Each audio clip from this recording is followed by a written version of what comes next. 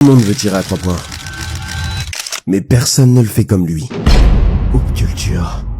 Notre histoire commence en 1988 à Akron. Vous me direz LeBron? Eh bien non. Notre légende s'appelle Stephen Curry. Et contrairement à LeBron, Steph grandit à Charlotte, en Caroline du Nord. Son père, Del Curry, est un shooter reconnu en NBA. Alors forcément, Steph touche un ballon très tôt. Mais à l'adolescence, il y a un hic. Il est petit, très léger, et ses tirs partent du bas du corps parce qu'il n'a pas de force. Les recruteurs le trouvent trop faible physiquement. Duke? Non. North Carolina? Non. Même Virginia Tech, l'université de son père, refuse de le prendre. Finalement, c'est Davidson, une toute petite fac, qui lui ouvre les portes. Et là-bas, Steph fait taire tout le monde. Il explose les compteurs, élimine les grosses équipes en March Madness et se fait un nom. Alors en 2009, Curry est drafté en 7e position par les Warriors. Mais il galère à s'imposer.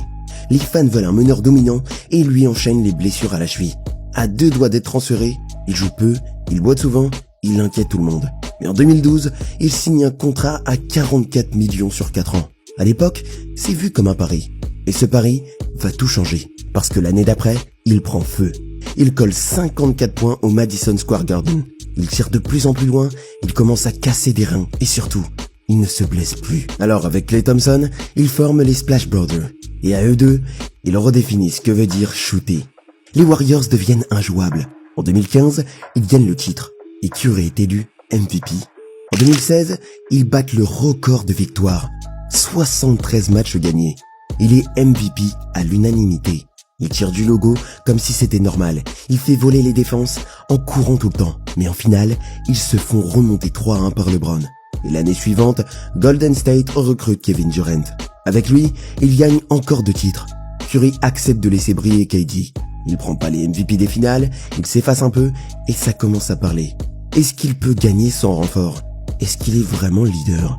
Et en 2019, c'est la chute. Durant part, Klay se blesse, Curry aussi. 2 saisons de galère. Tout le monde pense que les Warriors sont finis. Et puis, en 2022, il revient. Et là, ça devient personnel. Steph ramène les Warriors en finale. Il affronte Boston et il les démonte. À plus de 30 ans, il est partout. MVP des finales, personne d'autre que lui.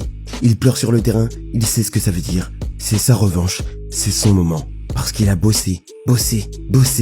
Et au final, il a changé la NBA. Hoop culture.